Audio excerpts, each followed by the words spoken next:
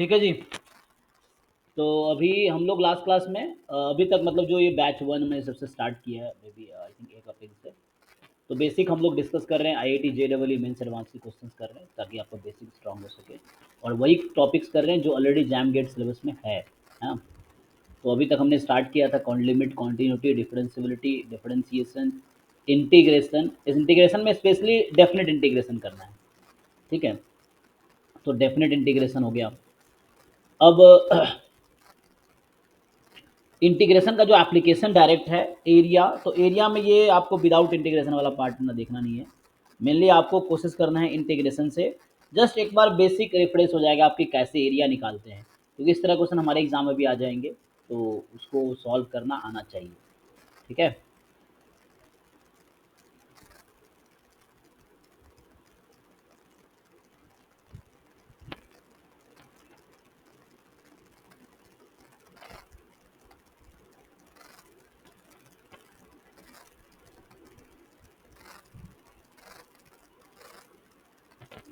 तो देखो इसमें बेसिक कॉन्सेप्ट तो बहुत ज़्यादा है नहीं, हमने वो देखे भी थे कि एक तो हमारा फंक्शन जो होगा वो कॉन्टीन्यूअस होना चाहिए। और उसके बाद एक तो सबसे बेसिक फॉर्मूला जो आप लोग जानते हो ऑलरेडी कि कोई कर्व है, लेट्स से ये एक्स एक्सिस है, वाई एक्सिस है, ये ओरिजिन है। ठीक है। तो इस तरह ग्राफ बनाओगे तो क्या होगा यहाँ पे, ये है ए, ये है बी। ठीक है ना। तो ये आप लोग ऑलरेडी जानते हो कि suppose F is a continuous function and ये Y is equal to F X है। तो ये कॉन्टीन्यूअस फंक्शन है, तो जो एरिया होगा, area of shaded region, so this you all know है ना, simple A to B F X D X, ये हो जाएगा।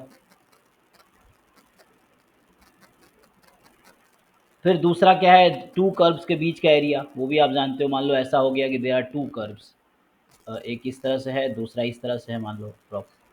अब आपको ये वाला एरिया फाइंड करना है, so this you know how to find, है ना। तो यही चीज़ बाद में हम पढ़ेंगे। अगर इसको आप डबल इंटीग्रेशन से करोगे, बाद में इसी को डबल इंटीग्रेशन से अगर हम करेंगे, ये जो एरिया लिखा है, अगर इस एरिया को आप डबल इंटीग्रेशन से करना चाहो तो यहाँ पे क्या हो जाता है, डी वाई डी एक्स। तो वाई की लिमिट जीरो से, क्योंकि ये वाई बराबर जीरो है और ये वाई बराबर एफ एक्स है, सो जीरो से एफ एक्स हो जाता है।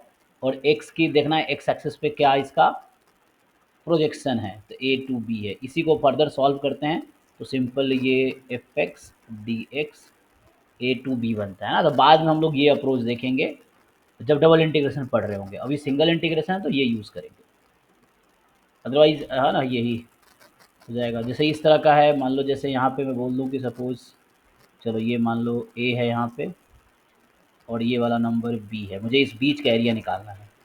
First is Y is equal to F one X, या ये मान लो Y is equal to F one x है और ये जो अपर कर्व है एफ टू एक्स है।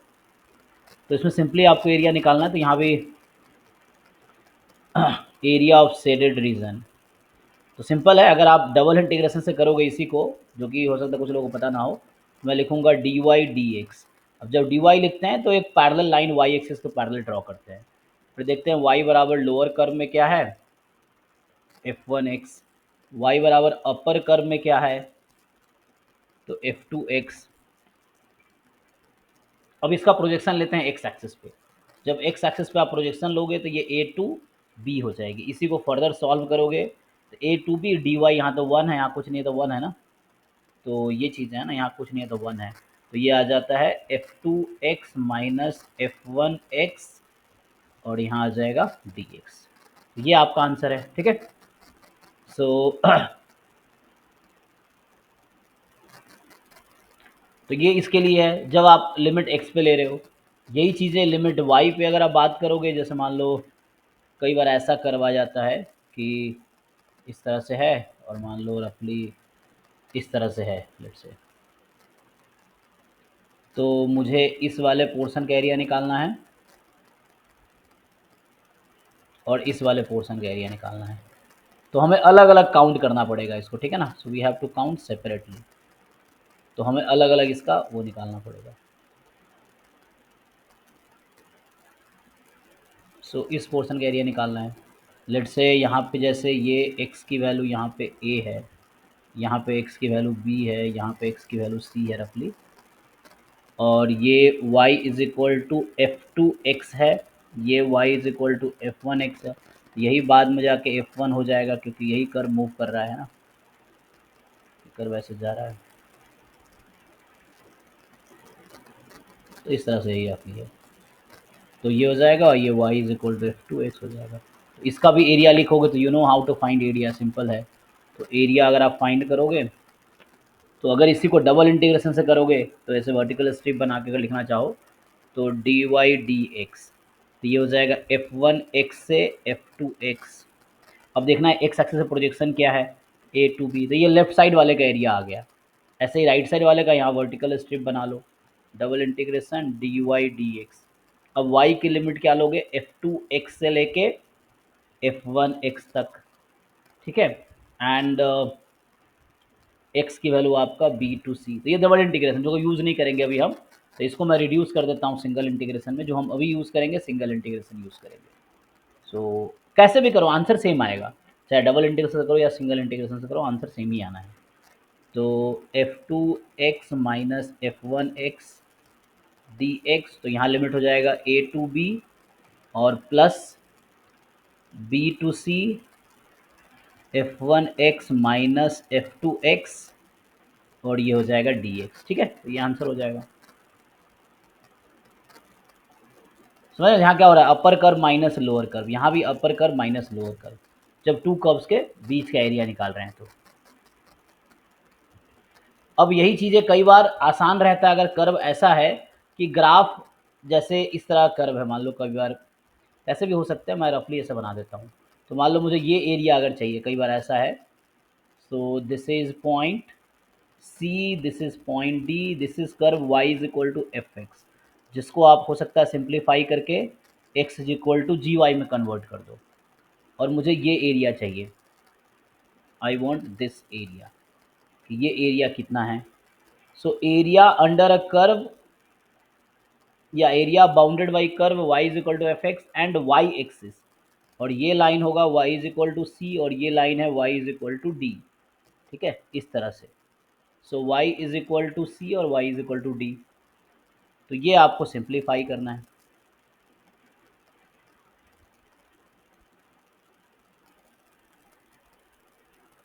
ठीक, तो अब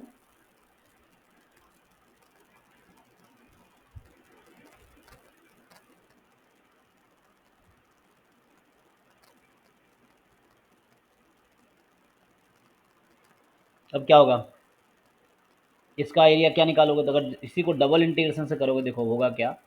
अगर मैं एरिया लिखता हूँ, सो डबल इंटीग्रेशन करोगे, पहले मैं हॉरिजॉन्टल स्ट्रिप लूँगा, तो ये एक्स एक्सिस के पैरेलल है, तो यहाँ पहले डी एक्स डी वाई आएगा, है ना। ये हालांकि बाद में कॉन्सेप्ट आएगा, लेकिन फिर भी अभी समझ सकते हो तो देख लो, हेल्प करेगा। तो हमने हॉरिजॉन्टल स्ट्रिप लिए, तो यहाँ देखना है x इज इक्वल टू क्या है, तो ये लाइन है x इज इक्वल टू 0, और यहाँ देखना है x इज इक्वल टू क्या है, तो ये is equal x is equal to G Y है, तो यहाँ 0 से g ऑफ y हो गया, ठीक। अब y का इसका प्रोजेक्शन लो y एक्सिस पे, तो प्रोजेक्शन y एक्सिस पे ये आएगा कि y एक्सिस पे वैल्यू कहाँ से कहाँ जा रही है, सी टू डी। इसी को फर्दर सिंपली, क्योंकि यहाँ 1 है तो 1 को x के रेस्पेक्ट में इंटीग्रेट करोगे, x होगी upper limit minus lower limit, तो ये आ जाएगा g of y minus zero D Y C to D, ये आ जाएगा आपका आंसर। तो ये सिंगल इंटीग्रेशन से करोगे तो ऐसे है, डबल इंटीग्रेशन यही चीज़ है। अब आपको कई बार डिसाइड करना पड़ता है, आप सोच रहे होंगे यहाँ आप डी एक्स डी वाई लिख रहे हैं, यहाँ आप डी वाई डी एक्स लिख रहे थे, तो कैसे पता चलता है, तो आपको देख के पता चल जाएगा कैसे क्या ईजी है। हर क्वेश्चन दोनों तरीके से सॉल्व होगा, जितने भी क्वेश्चन है डी वाई डी एक्स से करोगे तब भी आंसर वही आएगा, डी एक्स डी वाई से करोगे तब भी आंसर वही आएगा, और every question sir solve both ways. या उसमें वर्टिकल स्टिक तो ले सकते हैं? ले सकते हैं, यस, उससे भी होगा, लेकिन पता है प्रॉब्लम क्या होगी। चलो मैं वर्टिकल स्ट्रिप ट्राई करता हूँ, तो अगर मैं वर्टिकल स्ट्रिप पहले लेता हूँ तो फिर उस केस में आप जब वर्टिकल पहले लेते हैं तो आपको लिखना पड़ता है डी वाई डी एक्स, ठीक। तो आप लेंगे ना तो here curve changes, so we have to break in sum of two integrals, in books you may find that sometimes area are founded in sum of two integrals, यहाँ भी ऐसे ही होगा। ऐसा क्यों होगा, when you take a vertical strip this curve and this curve are common, but after this point this curve changes, है ना. So when the top or bottom curve changes, you have to change the integration. So you have to write plus another integration, two different integration you have to write. Getting? So एक suppose rectangular बनेगा और एक normal वो yes, बनेगा curve वाला. Right right, एक rectangular एक curve बनेगा. तो उसको ऐसे कर सकते हैं, अगर मैं लिखूं जैसे आप चाहते हैं तो उससे भी आंसर वही आएगा. मैं कहा ना, every question can be solve in both ways. You right dy dx, still you will get the same answer. You right dx dy, still you will get the same answer. ये है. बस किसी एक से शॉर्ट होगा, किसी एक से लेंथी होगा. तो ये आपको डिसाइड करना है कौन सा आसान है कौन सा, वो प्रैक्टिस से समझ आएगा आपको. When you solve lot of problems, तो आपको समझ, आप चाहो तो हर क्वेश्चन को दो तरीके से सॉल्व करो, तो आपको खुद ही समझ आएगा यहाँ ये आसान मेथड है, यहाँ ये मुश्किल है. तो प्रैक्टिस करके समझ आएगा. तो यहाँ पे अगर लिखता मैं तो पहले ये होता कि लाइक सो y की limit c to d, x की लिमिट, अब यहाँ देखना पड़ेगा ये कौन सा नंबर है ना. सपोज ये नंबर मान लो अभी के लिए a1 बोल दूँ, तो x की वैल्यू यहाँ 0 है, तो 0 से a1 हो जाएगी. फिर यहाँ दूसरे वाले डिवीजन में आ जाओ, अब इस वाले डिवीजन में आ जाओ, सेकेंड राइट हाफ में. तो राइट हाफ में dy लिखोगे तो y बराबर 0 से, नहीं y बराबर c है ना, तो y बराबर c है ये लाइन से ये कर्व, तो ये कर्व था y बराबर g, y लिख रहा हूँ ना, y बराबर एफ एक्स. हाँ, ये कर्व y बराबर एफ एक्स था, जिसको बाद में रिड्यूस किया हमने जी वाई में. और x की लिमिट, तो ये एफ एक्स था, और x की लिमिट जो है, अब यहाँ देख लो a1 से लेके ये कौन सा नंबर, ये देखना पड़ेगा क्या है. मान लो b है तो इसको a बोल दो, इसको b बोल दो एग्जाम्पल के लिए. तो इसको सॉल्व करके निकाल सकते हैं. यस यस यस, वो तो आ जाएगा, वो तो पर्टिकुलर कर्व से तो मिल जाएगा हमें. अभी जस्ट समझने के लिए, तो ये a is nothing but F x में आप y को d रख दो, सॉल्व करके निकल जाए, वो तो क्वेश्चन समझ आ जाएगा. अभी हमें एक जनरल अप्रोच समझना कि how to start solving. Yes, तो इससे भी सॉल्व करेंगे तब भी आंसर वही आएगा, but this will be the lengthy one है. टू इंटीग्रल का सम हो गया, तो वो क्वेश्चन में एक्सपेरिमेंट करके दिखाता हूँ मैं कैसे कैसे होगा. तो हर क्वेश्चन दो तरीके से सॉल्व होंगे, डी एक्स डी वाई से भी, डी वाई डी एक्स से भी.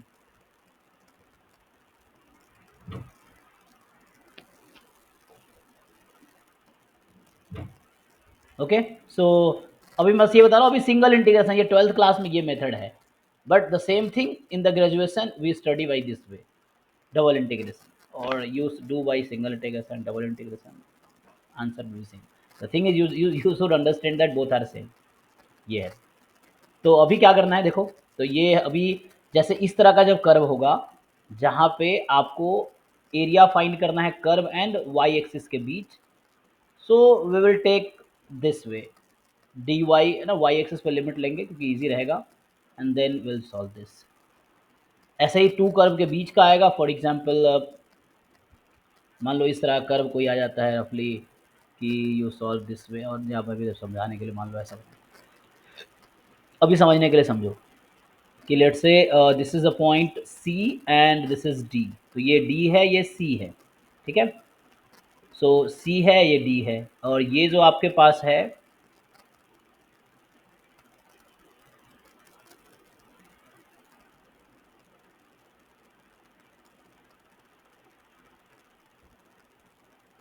ये कर्व है. तो मान लो ये कर्व है, जैसे y is equal to F two X है, तो सॉल्व होके आ जाएगा x is equal to for example G two Y. ऐसे इधर ये जो लेफ्ट साइड में है, ये y is equal to F one x है, तो सॉल्व होके आ जाएगा x is equal to g one y, मान लो इस तरह से. सो इन दोनों के बीच का एरिया निकालना था. Again you will take a horizontal strip क्योंकि ये इजी है. तो अब एरिया अगर इसका लिखेंगे, so if you want to solve first using double integration, तो सिंपल क्या होगा, जब आपने हॉरिजॉन्टल स्ट्रिप लिया है तो x के पैरेलल है ना, तो x की लिमिट आएगी, तो x बराबर समथिंग टू x बराबर समथिंग. तो यहाँ मैं लिखूंगा डी एक्स डी वाई, पहले डी एक्स आएगा.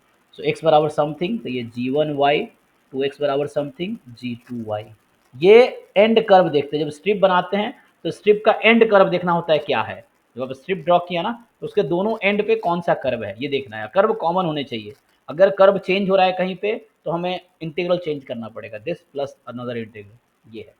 तो वो सब क्वेश्चन के थ्रू समझ आएगा प्रैक्टिस करके कि कहाँ कर्व चेंज करना होता है, कहाँ इंटीग्रल सम होता है.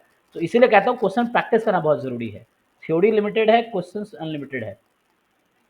तो ठीक है, तो यहाँ से आप क्या है, जस्ट हो गया. अब y की लिमिट देख लो, तो y एक्सिस पे देखो प्रोजेक्शन क्या है, तो c टू d, इसी को फर्दर आप इंटीग्रेट कर लो. यहाँ कुछ नहीं, 1 है, तो dx होता है x, upper limit minus lower limit, तो c to d G2y upon G1y dy। तो ये अब यूज़ करेंगे हम लोग ये मेथड जब इस तरह कर्व होगा।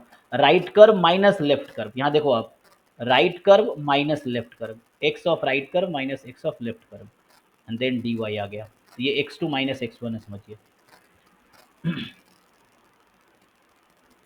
सो ये कुछ फॉर्मूले हैं जिसको यूज़ करेंगे हम। क्वेश्चंस करके दिखाता हूँ कुछ, देखो। तो अगर जिन लोगों ने ट्राई किया तो आप डायरेक्टली मुझे सजेस्ट कर सकते हैं कि ये क्वेश्चन कीजिए, तो मैं वही स्टार्ट करूँगा। अदरवाइज अगर आपने सॉल्व नहीं किए हैं तो फिर मैं रैंडम क्वेश्चन स्टार्ट कर सकता हूँ।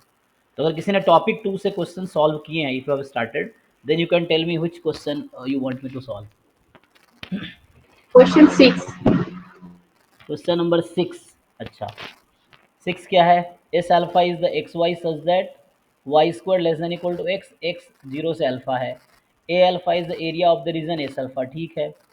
अब लैम्बडा जो कि 0 से 4 में है, ए लैम्बडा है, ए लैम्बडा इज टू ए 4। अच्छा, सो ए लैम्बडा इज टू ए 4, ये 2/5 द लैम्बडा।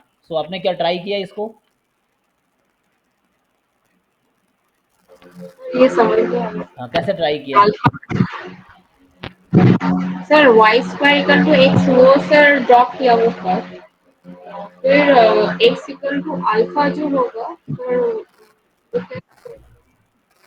फिर इसमें आपको कहाँ प्रॉब्लम आई? मैं पूछना चाह रहा हूँ, ट्राई किया था, कहाँ प्रॉब्लम आई? सर यहाँ पर से कार्ड ड्रॉ करने में क्या थोड़ी आप एरिया प्रॉब्लम। एरिया निकाल पा रहे हो आप? हम लोग 6 क्वेश्चन की बात कर रहे हैं, ठीक है। देखिए क्वेश्चन नंबर 6, ठीक है, म्यूट कर लो, मैं सॉल्व करता हूँ। तो यहाँ 6 क्वेश्चन देखिए क्या कह रहा है कि एस अल्फा एक रीजन है। ये आपको दे रखा है, क्या है देखिए, तो मैं इधर लिख देता हूँ। एस अल्फा एक रीजन है।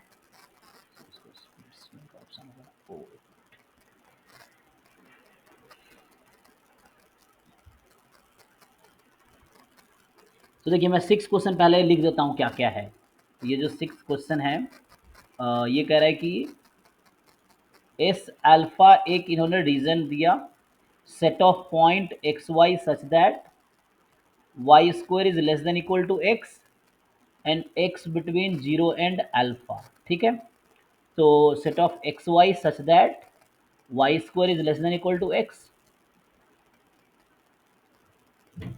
And 0 less than equal to x less than equal to alpha, ठीक है। अब ए अल्फा इसका एरिया है, तो पहले इसका ग्राफ ड्रॉ कर दो।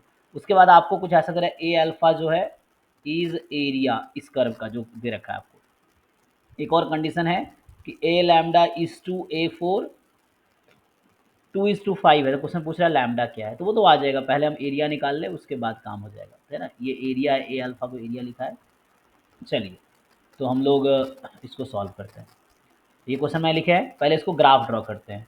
तो सबसे पहले आपको समझना, जब भी कोई इनइक्वलिटी गिवन हो, you first draw graph of equality.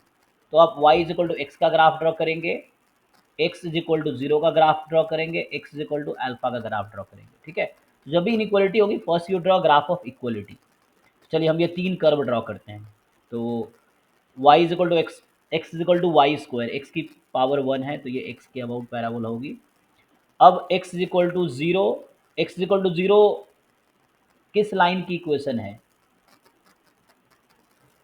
Y axis, हाँ। वाई सो वाई एक्सिस है, x बराबर है ना, x बराबर 0 से, मतलब ये 0 से स्टार्ट करना है, यहाँ 0 है और अल्फा कोई नंबर होगा, मान लो यहाँ पे है, तो ये 0 है, मतलब हालांकि x बराबर 0 ये वाई एक्सिस होता है, लेकिन जरूरी नहीं, यहाँ x चूंकि नंबर है, इट्स नॉट लाइक कर्व, तो x बराबर 0 से अल्फा लेना है मुझे, x एक्सिस पे 0 से अल्फा लिमिट लेनी है, बस ये डिसाइड करना था। इसको आप ऐसे स्किप भी कर सकते हो, तो मेनली ये पार्ट है, समझो। अब आपको ये डिसाइड करना होता है, अभी मैंने ये ग्राफ ड्रॉ कर लिया। अब ये जो ग्राफ है ना, this is the curve x square is equal, sorry, x is equal to y square या y square is equal to x, this is y square is equal. Now we need to decide कि ये जो y square less than equal to x कौन सा reason होगा, ये अपर वाला या लोअर वाला? How will you decide? Lower वाला। तो आप जैसे ऐसे ठीक है, जिनको पता है डायरेक्टली पता चल जाएगा, नहीं है you take a random point. For example मैं अगर इधर कोई पॉइंट ले लूँ, यहाँ मान लो 4,0 इधर एक पॉइंट होगा, अलग समझ लो, तो मैं x को 4 और y को 0 रखता हूँ। अब इसमें पुट कीजिए, बताइए ट्रू आएगा कि फॉल्स आएगा। मैं ये टेस्टिंग पॉइंट है मेरा, you take one testing point not on the curve. तो अब क्या करोगे आप, पुट कीजिए x को 4 और y को 0, 0 less than equal to 4, true और फॉल्स, क्या रहे, ट्रू आ रहा ना, दिस ट्रू स्टेटमेंट।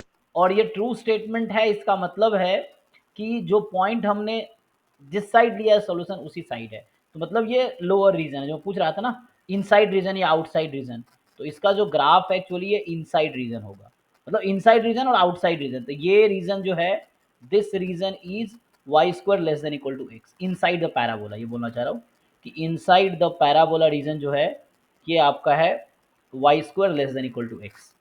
तो एक तो मुझे ये देखना था, ये जो कर्व था हमारा इनसाइड पैराबोला है और x इक्वल टू अल्फा ये था, ये 0 है। तो अभी इसने कुछ ऐसा नहीं कहा फर्स्ट x 0 से अल्फा है, तो आई थिंक ये वाला रीजन आ गया ना। सो सेट कर रहा हूँ रेड कलर से। सो inside parabola and x between 0 and alpha, तो x बिटवीन 0 एंड यहाँ x है अल्फा, यहाँ x है alpha, x between 0 and alpha है, और इनसाइड द पैराबोला। इसने ऐसा कहीं नहीं लिखा एबव एक्स एक्सिस या वाई एक्स, ऐसा कुछ नहीं कहा ना, बस इसने इतना ही कहा। तो ये दोनों पार्ट होगा, एक्स के ऊपर भी एक्स के नीचे लोअर रीजन भी। चलो अब मैं आप लोगों से पूछूं कि क्या हम लोग एरिया निकाल सकते हैं इस रीजन का, कैसे निकालेंगे आप। तो अगर मैं इसका एरिया निकाल, हाँ हाँ 2 इंटू कर देते हैं, सही बात है। 2 इंटू सिर्फ अपर रीजन का निकाल देते हैं क्योंकि सिमेट्रिक है, तो सिर्फ अपर रीजन का ग्राफ एरिया निकालते हैं, 2 टाइम कर देंगे तो टोटल एरिया आ जाएगी 2 टाइम। मैं सिंगल इंटीग्रेशन से करता हूँ, अब चाहो तो डबल से भी कर सकते हो, मैं सिंगल से करता हूँ। तो चूंकि एक्स एक्सिस के ऊपर है तो अब तो है ना, तो यहाँ आ जाएगा upper curve minus lower curve. तो यहाँ y की वैल्यू कितनी है ये लेना है आपको, वाई स्क्वायर एक्स था, तो y बराबर रूट एक्स है, तो ये आ जाएगा root x D x. Area is y D x, simply आप ये समझ सकते हैं, अगर एक्स एक्सिस के ऊपर का एरिया निकालना किसी कर्व के below, so it is just like why D x. तो यहाँ एक्स की लिमिट है 0 से अल्फा, सो 2 टाइम 0 से अल्फा, वाई की वैल्यू आएगी रूट एक्स डी एक्स। क्या हम ये कैलकुलेट कर सकते हैं, कोई कैलकुलेट करके बताइए।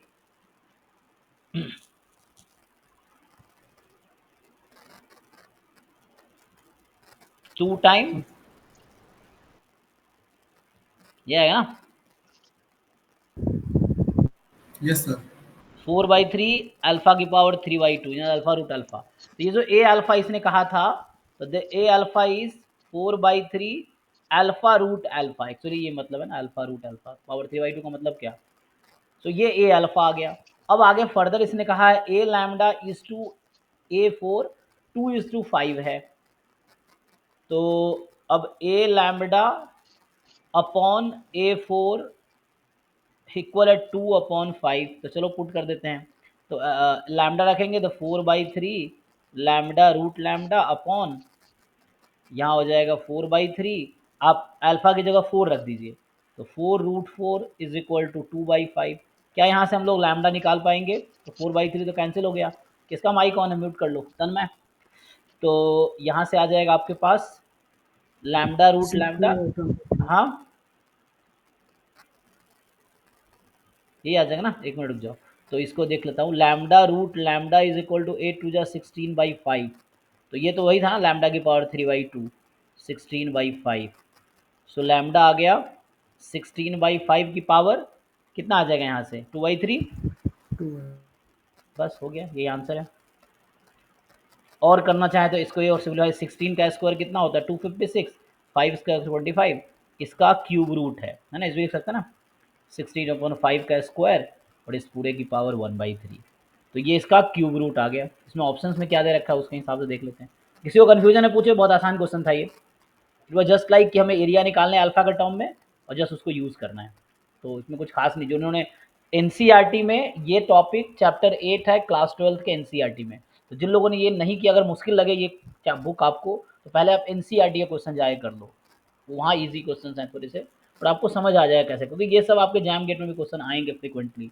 अभी आप देखना हर साल एक क्वेश्चन लगभग मिल जाएगा आपको जैम एंड गेट में, तो आपको आने चाहिए ना, एक एक मार्क्स बहुत इंपॉर्टेंट है जैम गेट एग्जाम में, क्योंकि 0.5 कम आ जाएंगे तो कट ऑफ क्लियर नहीं होगा, या फिर उसमें एक एक मार्क्स से 10-10 20-20 रैंक का गैप आ जाएगा ये। देखते हैं तो इन्होंने आंसर क्या दे रखा है। तो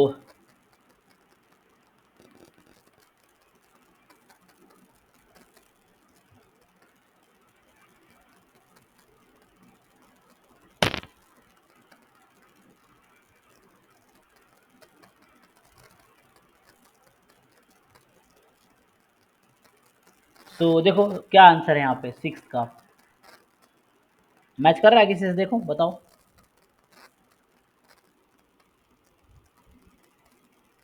उसको सिंप्लीफाई कर सकते थे हम और ना, और सिंप्लीफाई कर देते हैं। देखो ये I think C option match करेगा। देखो सी करेगा ना, सी मैच करेगा। 6 क्वेश्चन का जो सी ऑप्शन है ना, ये हमारा आंसर आएगा। देख लेते हैं एक बार। देखो तो इसको फर्दर सिंप्लीफाई करें ऑप्शन से मैच करने के लिए। तो ये क्यूब रूट है ना, तो क्यूब रूट का मतलब 3 में से 1 बाहर करना है। तो ये 4 4 4 4 4 बार है, और ये तो 25 है। इस पूरे की पावर 1, इस पूरे का क्यूब रूट है।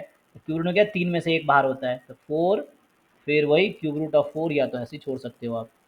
तो 4/25 इस पूरे का क्यूब रूट मतलब 1/2, ये आंसर है। ठीक है ना, तो ये आ गया, तो आसान था। नेक्स्ट बताइए, जिन लोगों ने ट्राई किए हैं बताइए नेक्स्ट। और जिनको समझ भी नहीं आ रहा हो, अगर प्रॉब्लम हो रहा था पूछो, क्वेश्चन पूछोगे तो क्लैरिटी आएगी। सो दोस्त ये टॉपिक 2 आपको करके आना था, कल का ये होमवर्क होगा आपका।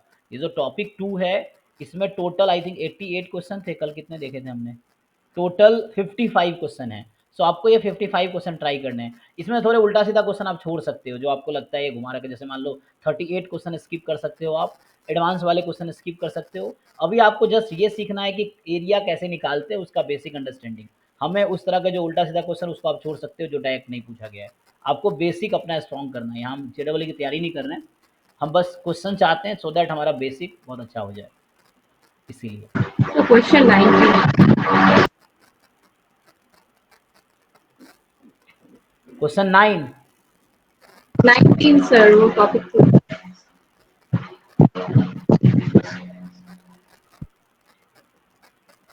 19 देखिए, 19 क्या कह रहा है? The area enclosed by the curve y is equal to sine x plus cos x and y is equal to mod cos x minus sine x over the interval 0 से 5/2 इज। तो 0 से 5, इन दोनों कर्व के बीच का area की बात कर रहा है ना। तो साइन प्लस कॉस हमेशा लार्जर होगा ना, ठीक है ना। और ये मॉड लगा रखा है, तो आपको देखना मॉड को पहले खोल लो, इसमें क्या प्रॉब्लम है ना। और ये एडवांस के क्वेश्चन छोड़ भी सकते हो, करना है तो कर भी सकते हो, कोई प्रॉब्लम नहीं है। तो है ना, ये 2014 एडवांस का है। तो इसमें ग्राफ बनाना इतना आसान नहीं होगा, यहाँ पे बना सकते हो चाहो तो, बट थोड़े से वो होगा। इसको ग्राफ बिना ग्राफ बनाए हो जाएगा ये, है ना। साइन प्लस कॉस का ग्राफ बनाना थोड़ा मुश्किल होगा, क्योंकि प्लस में ग्राफ बनाना डिफिकल्ट। उसके लिए एक सिंगल उसमें ला सकते हो आप। कॉस को लिखो साइन π/2 माइनस एक्स, फिर sine x plus sine y का फॉर्मूला यूज़ करो, तो उससे उसमें आ जाएगा। अच्छा, नहीं तो एक और तरीका होता है इसका, हाँ, √2 से मल्टीप्लाई डिवाइड करके उसमें ब्रेक करने का, तो उससे भी हो जाएगा। अगर ग्राफ बनाना हो तो थोड़े से रिड्यूस कर सकते हो तुम इसको। तो रिड्यूस करने के लिए क्या है, जैसे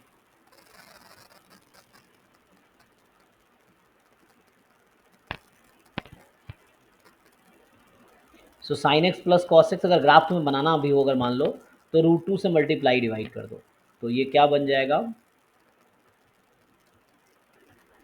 तो ये हो गया √2। अब इसको लिख सकता हूँ sign A sine B plus cos A cos B, ये भी लिख सकता हूँ, या sign A cos B plus cos A sine B. अब आपकी मर्जी, आप कैसे इसको ब्रेक करना चाहते हो, ठीक है ना। जैसे तुम चाहो तो sine x cos π/4 plus cos x sine π/4, ये हो गया। सो √2 टाइम ये आ गया साइन कितना जी, एक्स प्लस π/4।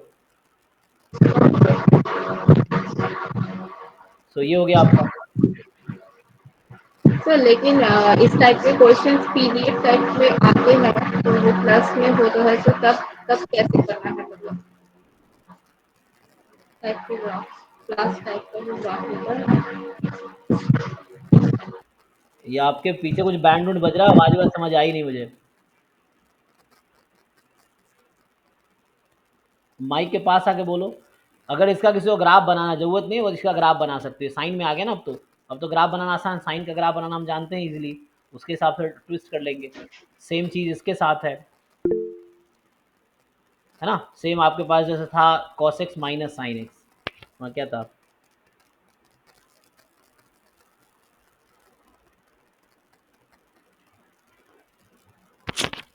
तो दूसरा क्या है cos x minus sine x ना, cos x minus sine x.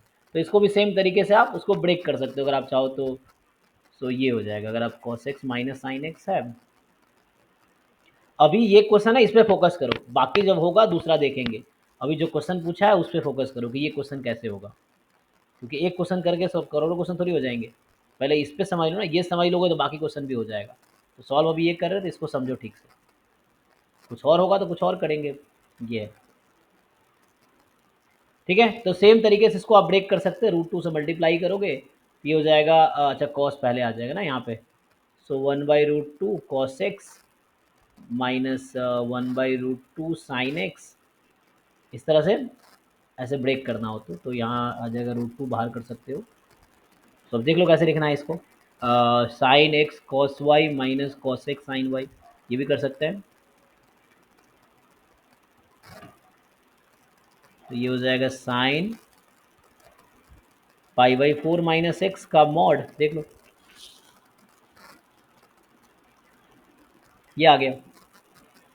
तो इसको अगर तुम्हें माइनस बाहर करना तभी कोई प्रॉब्लम नहीं है, रूट में तुम ये भी लिख सकते हो, मॉड ही तो है, तो मॉड x माइनस π/4 भी लिख सकते हो आप। ये हो गया। अब आपके पास दो कर्व है, सो y बराबर √2 साइन एक्स प्लस π/4, और दूसरा कर्व है y बराबर √2 मॉड में साइन एक्स माइनस π/4। इन दोनों कर्व के बीच का एरिया निकालना है ये ना, जब x 0 से π/2 है, 19। एंड ये कब है, जब x आपका 0 से π/2 में है, तो उसमें एरिया निकालना है। तो प्रॉब्लम देखो, जैसे क्या है कि अगर यहाँ x 0 से π/4 में है तो ये क्वांटिटी नेगेटिव होगा, ठीक है। तो मॉड उसके हिसाब से रिड्यूस कर सकते हैं ना, इसको हम लोग रिड्यूस कर लो। एंड बस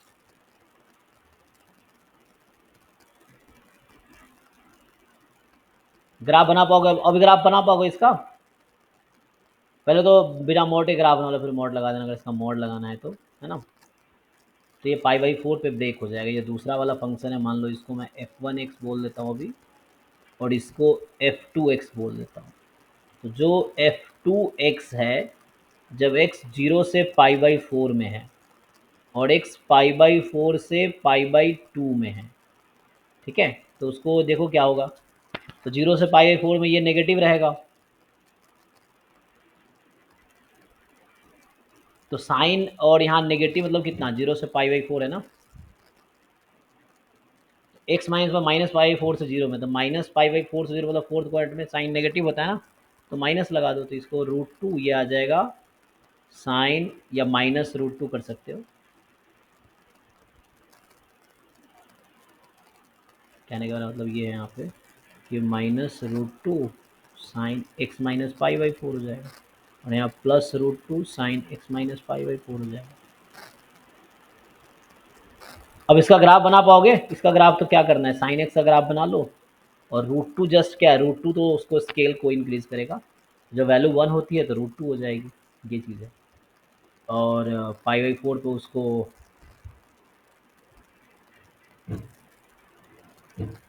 सर ये ग्राफ थोड़ा सा ड्रॉ सर सर ये ग्राफ थोड़ा सा ड्रॉ कर दीजिए। मैं तो ड्रॉ करूँगा, तो बोल रहा हूँ अगर नहीं होगा तो करना ही पड़ेगा। तो ये सब तुम्हें सीखना पड़ेगा लोअर क्लास। देखो साइन एक्स का ग्राफ क्या होता है, अभी मैं ऐसे समझा देता हूँ। सो ये है साइन एक्स का ग्राफ रफली, तो यहाँ 0 π/2 सॉरी π/2 पाई, और यहाँ 3 π/2 2 पाई, ऐसे यहाँ पे minus π/2 minus pi minus 3 π/2 minus 2 pi, ठीक है। अब तो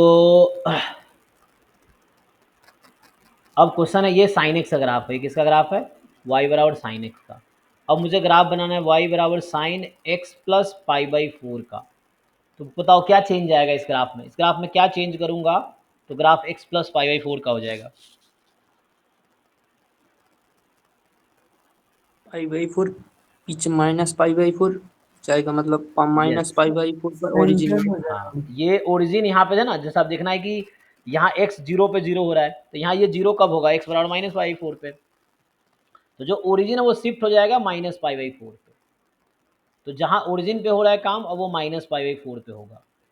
तो बस थोड़े से पीछे ग्राफ चले जाएंगे रफली, थोड़ा ऐसा बनाना पड़ेगा। इसमें क्या होगा कि ग्राफ को -π/4 लेफ्ट शिफ्ट कर दो, ये करना है इसमें। तो -π/4 लेफ्ट शिफ्ट कर देंगे, है ना। तो जैसे ये π/4 है प्लस में, तो ये 0 पे ही वैल्यू 1 हो जाएगी इसकी ना, तो यहाँ से स्टार्ट होगी ना, बढ़ाना थोड़ा मुश्किल लग रहा है, ये करके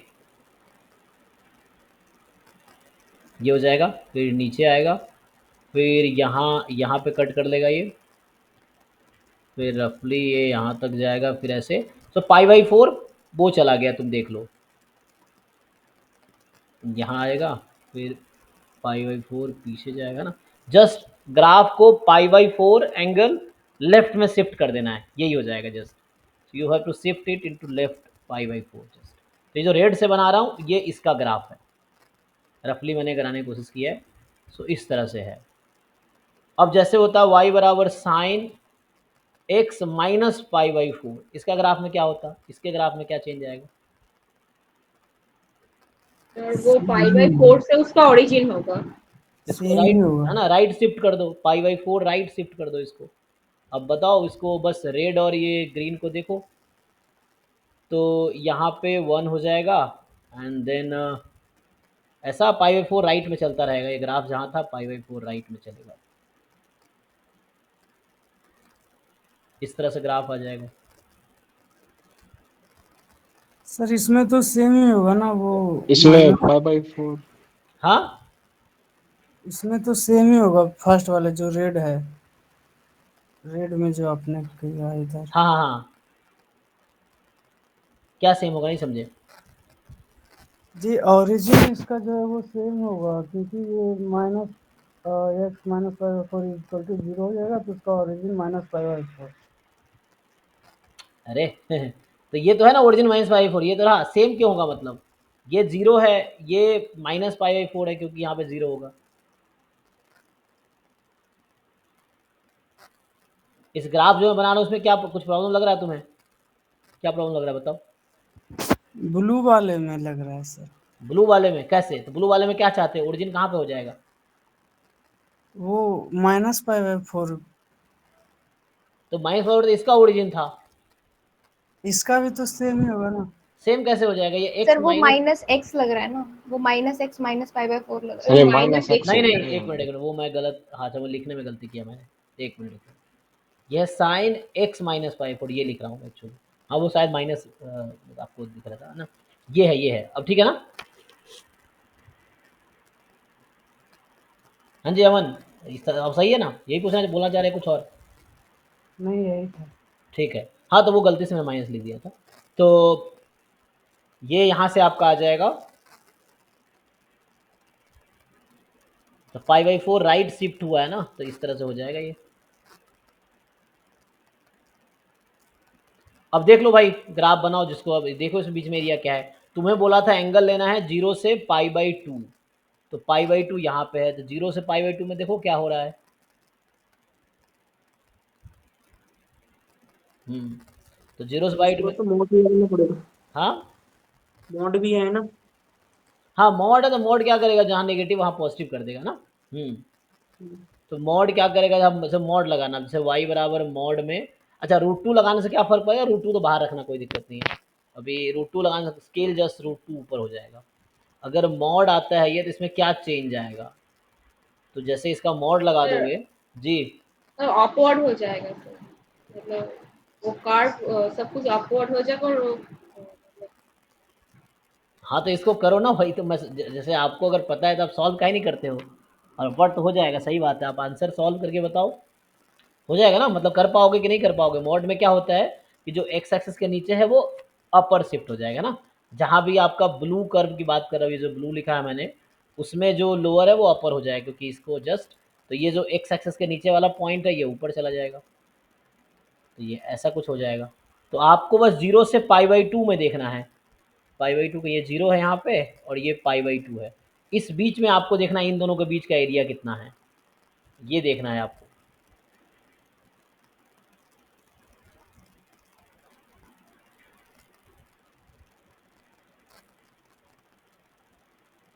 और इतना नहीं करना तो एक और तरीका है कि जस्ट आप देख लो बीच में क्या इंटीग्रेशन क्या लेने हैं, है ना। तो जैसे पाई बाई 4 पे दोनों की वैल्यू क्या आएगी, ये तो 0 हो जाएगी, पाई बाई 2 पे क्या कोइंसाइड करेगा पाई बाई 2 पे दोनों, pi by 2 plus pi by 4, है ना। तो कॉस पाई 4, हाँ पाई 2 ठीक ही हो जाएगा, मैच करिए, सही ग्राफ सही है। तो देखो इस बीच का एरिया निकालो, अब इन दोनों के बीच का एरिया क्या होगा।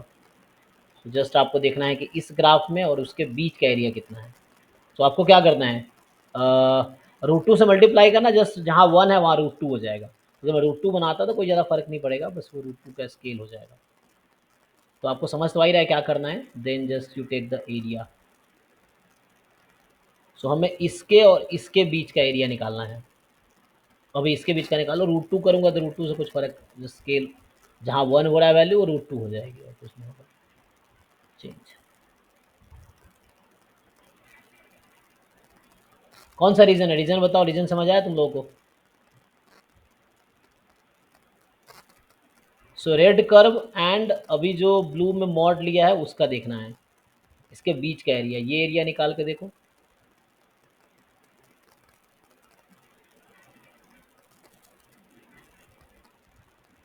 निकाल पाओगे जी, क्या ये एरिया निकाल पाओगे तुम लोग।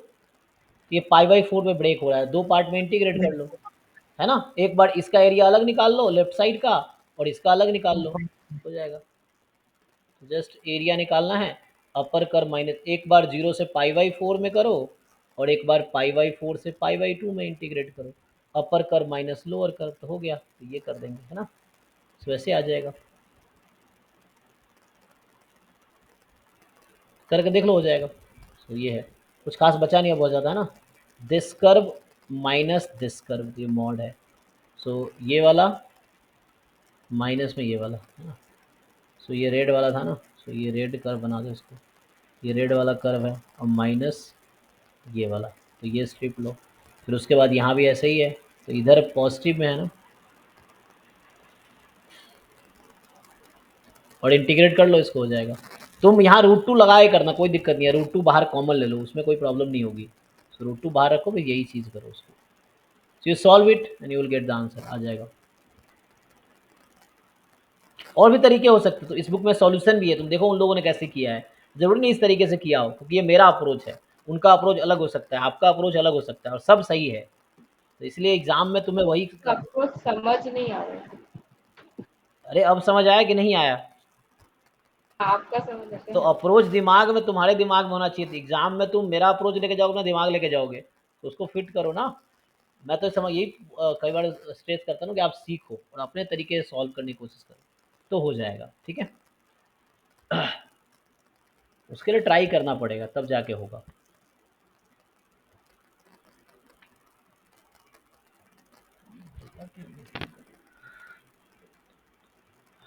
हाँ बताओ जी, और किसी ने ट्राई किया हो तो नेक्स्ट बताओ। ये होमवर्क है आपका, तो आप लोगों को सॉल्व करना है। एडवांस वाले क्वेश्चन छोड़ सकते हो आप, अभी मेंस वाले क्वेश्चन सिर्फ कर लो, वही काफ़ी है। और बस कोशिश समझना आप। सर वो क्वेश्चन 23 जो है उसको क्या अवॉइड कर दूं।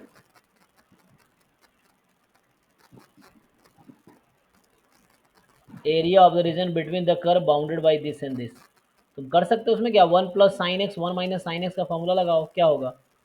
फिर उसके बाद में इसने फिर वो ब्रेक किया है, इंटीग्रल में रिड्यूस करना पड़ेगा। तो इंटीग्रेशन सॉल्व नहीं होगा तो लास्ट में इसको रिड्यूस करना है यहाँ तक कि क्या आएगा, तो उसको ब्रेक कर दो। 1 plus sine x 1 minus, sec x plus tan x का वो ग्राफ होगा उसमें, और sec x minus tan x वाला। अच्छा उससे भी कर सकते हैं आप, लेकिन रूट में है ना, तो इसको आसान कर दो। आसान करने का मैं बता देता हूँ क्या करो। जो 1 प्लस साइन एक्स है ना, उसको तुम लिख सकते हो साइन एक्स, ये पता है ये पिछले क्वेश्चन में ही रिड्यूस हो जाएगा, पिछले क्वेश्चन के जैसा बन जाएगा। 1 प्लस साइन एक्स को लिख सकते हैं sine x by two plus cos x by two whole square, और डिनोमिनेटर हो जाएगा कॉस 2x का फॉर्मूला यूज़ कर लो, cos square minus sine x का, cos square x by two minus sine square x by two. So एक term cut जाएंगे, अच्छा tan में चला जाएगा फिर, ठीक है, हाँ tan में चला जाएगा। फिर अपर माइनस हो जाएगा राइट में, ग्राफ बनाने की ज़रूरत नहीं है, और वैसे ही कर पाओगे, तो सिंप्लीफाई करके हो जाएगा। तो इस तरह क्वेश्चन स्किप कर सकते हो तुम, सिंपली वो क्वेश्चंस करो जो विदाउट ट्रिग्नोमेट्री वाले, इसको अभी तुम स्किप करो। इनिशियली अभी शुरू में है ना, एंड तक कर पाओगे, लेकिन अभी तुम पहले सीखो, तो इसको अभी स्किप कर दो, कोई प्रॉब्लम नहीं, बाकी क्वेश्चन करके देखो।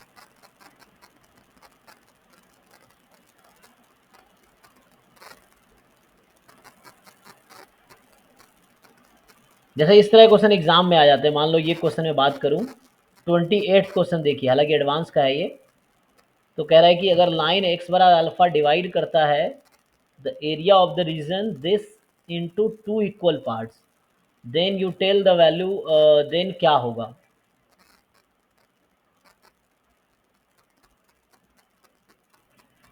देखिए 28 क्वेश्चन देखिए,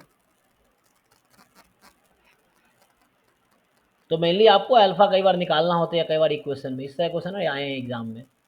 सो गेट का क्वेश्चन। ठीक है ना, तो इस तरह क्वेश्चन ना जैम गेट में आते हैं।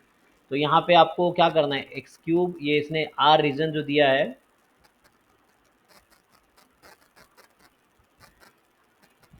सो ये जो 17 नंबर क्वेश्चन है उसकी बात, सॉरी 17 28 नंबर क्वेश्चन की बात कर रहा हूँ मैं। सो ये जो 28 है, क्योंकि ऐसे गेट में और पीवाईक्यू में है, सो यहाँ पे आर जो है x comma y such that y more than equal to x cube less than equal to x, x between 0 and 1। ठीक है ना, इस तरह से है आपके पास। अब कह रहा है एक्स बराबर अल्फा एक लाइन है जो डिवाइड करती है इसको दो इक्वल पार्ट में, अगर ग्राफ बनाएंगे आप इसका, x is equal to alpha divide करती है area of the region into two equal parts. ठीक है, सो टू इक्वल पार्ट्स में डिवाइड करती है, तो इसको मैं ड्रॉ करता हूँ। एक्स क्यूब का जब आप ग्राफ ड्रॉ करेंगे तो इस तरह से होगा, वाई बराबर एक्स का ग्राफ ड्रॉ करेंगे इस तरह से होगा रफली। सो ये वाई बराबर एक्स है, ये वाई बराबर एक्स क्यूब है, तो ये वाला आपका पार्ट है, ये दोनों मिलते कहाँ हैं, x cube is equal to x कर दो तो एक्स बराबर 0 और एक्स बराबर 1 आएगा, प्लस माइनस 1 आएगा। तो हमें 0 से 1 के बीच की बात करनी है, तो ये 1 है। सो ये आपका एक रीजन है। अब एक लाइन है बीच में x is equal to alpha, ये अल्फा है जो डिवाइड कर रही है इस एरिया को दो इक्वल पार्ट में। तो इस पार्ट का एरिया और इस पार्ट का एरिया कह रहा है इक्वल है, तो बताओ वो अल्फा क्या होगा, या इक्वेशन बताइए। क्वेश्चन क्लियर है सबको। तो ये एक्स क्यूब और एक्स था, तो एक्स क्यूब का ग्राफ यहाँ से जा रहा है, ये एक्स क्यूब का ग्राफ है। तो क्या करेंगे आप बताइए, हाउ विल यू सॉल्व, क्या आप निकाल पाएंगे, बताओ तुम लोग सॉल्व करके। क्वेश्चन तो क्लियर आई हो गया होगा। So the question is this is Y is equal to x and y is equal to x cube, इसके बीच का जो एरिया है, कोई लाइन है एक्स इक्वल टू अल्फा जो टू इक्वल पार्ट में डिवाइड कर रही है। So what is that alpha, और मैं बोलूँ कि what is the equation that alpha satisfies, at the end क्या आएगा। सर वो टू इक्वल करके करना पड़ेगा, मतलब नहीं करके बताओ, करना पड़ेगा या कर लेंगे, या ये सब नहीं, अभी करो बताओ, ये सब है ना, कर लेंगे हो जाएगा या इस तरह से होगा, अभी करके बताओ मुझे क्या आएगा। ठीक है, सब लोग ट्राई कीजिए।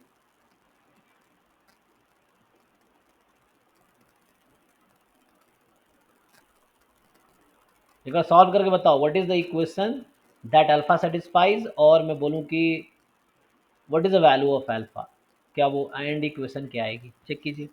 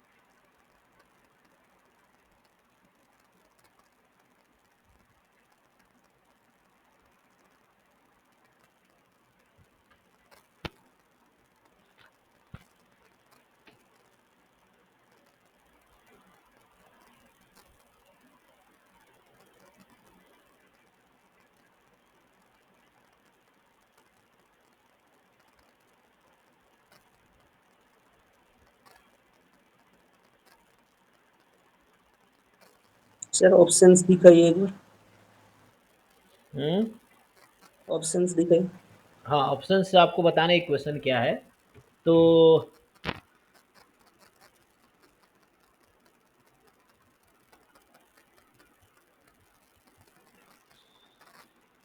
ये ऑप्शंस हैं।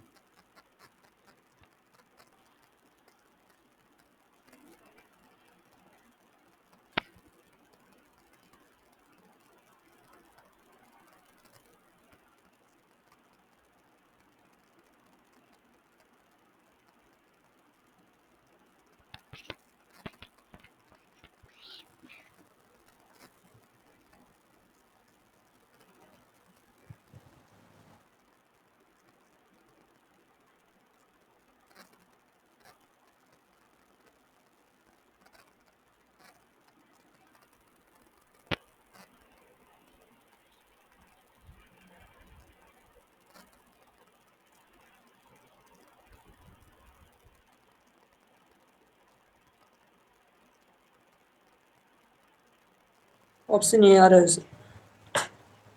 ए आ रहा है? ओके। ऑप्शन एमएसक्यू है या एमसीक्यू? वन और more than one correct option.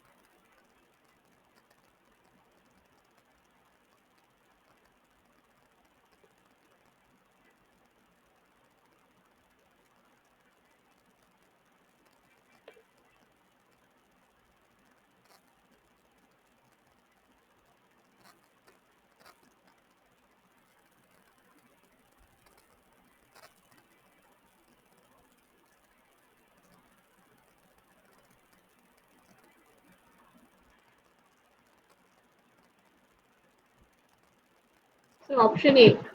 ए होगा सर। नहीं हो रहा है? Option A, option A. Option A sir. ठीक है, ए हो जाएगा ना, हो जाएगा ना, उसमें सिंपल है तो आ जाएगा। तो और भी एक होगा सर, एमएसक्यू है तो सी हो डी के सकता है, बीच। हो सकता है, ज़रूरी नहीं होगा, क्योंकि एमएसक्यू में भी एक ही ऑप्शन कई बार करेक्ट होगा, बट हो सकता है मोर देन वन करेक्ट भी हो।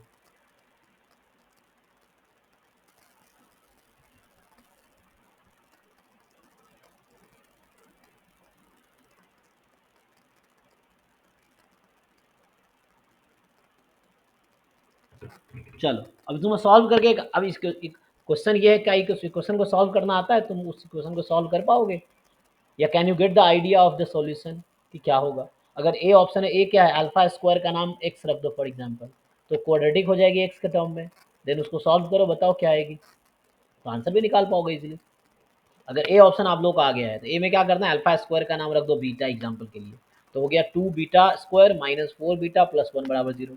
क्वाड्रेटिक फॉर्मूला से आप बीटा निकाल लो, बीटा से अल्फा आ जाएगी, तो आपको एक आइडिया मिल जाएगा कि अल्फा की रेंज क्या है, 0 से हाफ में या हाफ से 1 में। करके देखो।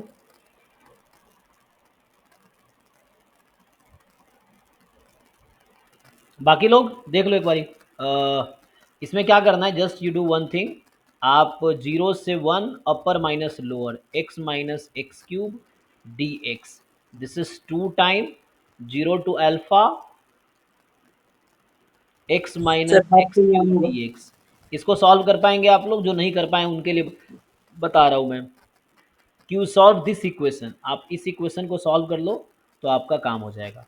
क्या किया मैंने यहाँ पे कि पहले पूरा एरिया कंसिडर किया 0 से 1 में, और वो इक्वल होगा 2 टाइम जब एरिया 0 से अल्फा में ले रहा हूँ, जब एरिया में 0 से अल्फा के बीच का ले रहा हूँ, तो इस पोर्शन को 2 टाइम कर दिया। अब सॉल्व करेंगे, इजीली एक इक्वेशन निकल के आ जाएगी।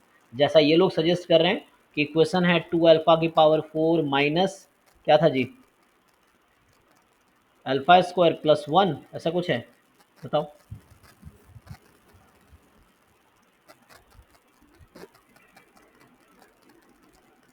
तो नहीं, इसमें फिंगरप्रिंट काम नहीं कर रहा है, तो क्या था 2 alpha 4 minus 4 alpha square plus 1 ना। चलो इसको स्प्लिट करता हूँ। सो यहाँ इक्वेशन आ गई 2 अल्फा 4 माइनस 4 अल्फा स्क्वायर। तो मैं तुम लोगों को भरोसा कर रहा हूँ कि यही आंसर आएगा, है ना, 3 लोगों ने यही बोले हैं। सो 2 alpha 4 minus 4 alpha square plus 1 बराबर 0। ठीक है, अब क्या करना है कि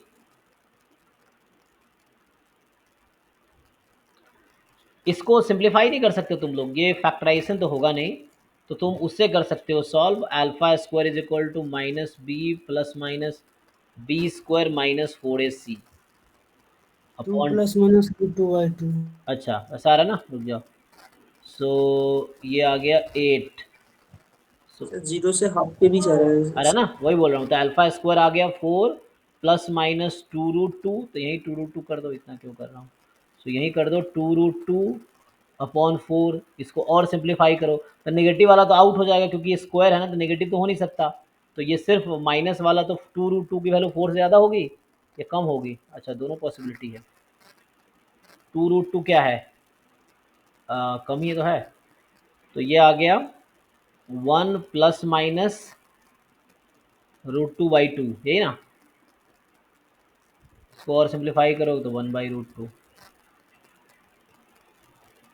ये आ गया। अल्फा स्क्वायर है ये, तो अल्फा की वैल्यू क्या आ गई, रूट में ये आ जाएगी। 1/√2 का वैल्यू आया 0.707। ठीक है,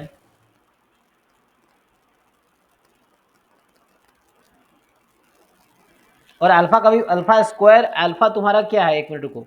अल्फा जो हमारा 0 से 1 के बीच का है, तो अल्फा स्क्वायर भी क्या होगा, 0 से 1 के बीच का ही होगा ना। जो अल्फा हमें क्वेश्चन में दे रखा है दैट अल्फा बिटवीन 0 एंड 1, तो अल्फा स्क्वायर भी 0 से 1 के बीच का ही होगा। तो ये 1 प्लस वाला आउट हो जाएगा, ठीक है ना। तो यहाँ 1 प्लस वाला आउट हो जाएगा, 1 माइनस, क्योंकि अल्फा स्क्वायर 1 से ज़्यादा नहीं हो सकता, क्योंकि अल्फा 0-1 के बीच का नंबर है। सो यहाँ से आपका आ जाएगा। अब ये बताओ कितना आया अप्रॉक्स। तो जो भी आएगा मैं ये पूछना चाह रहा हूँ अप्रॉक्सीमेटली, इसको कैलकुलेटर से अप्रॉक्स करो कितना आ रहा है अल्फा अप्रॉक्सीमेटली।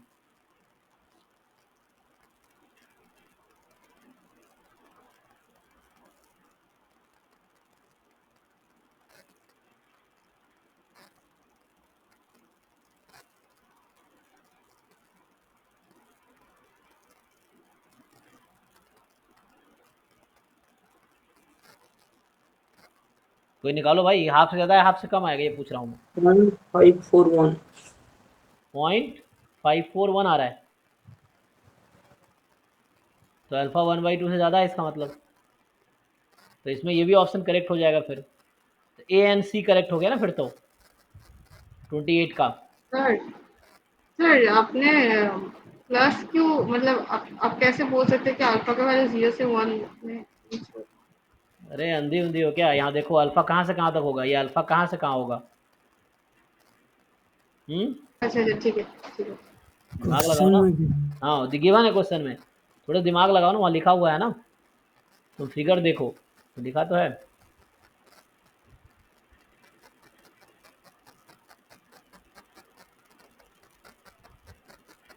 ठीक है ना, तो अल्फा जी। सर अभी इंटीग्रल के डाउट्स चल रहे हैं।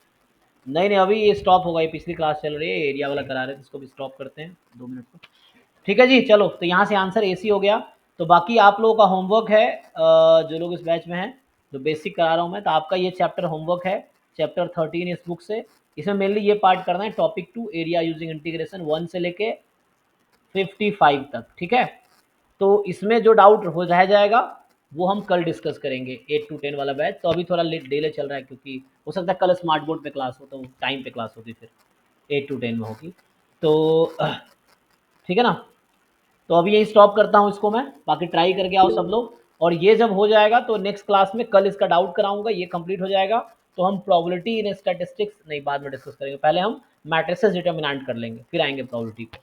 तो पहले हम मैट्रिसेस एंड डिटर्मिनेंट करेंगे, then will come to probability part. ठीक है, चलो तो अभी यही स्टॉप करते हैं इसको। थैंक यू, जिनके डाउट्स हैं वो रुक सकते हैं, बाकी लोग जा सकते हैं। तो अभी 10 से 12 डाउट क्लास होगी। ठीक है, चलो अच्छा रुक जाओ 1 मिनट।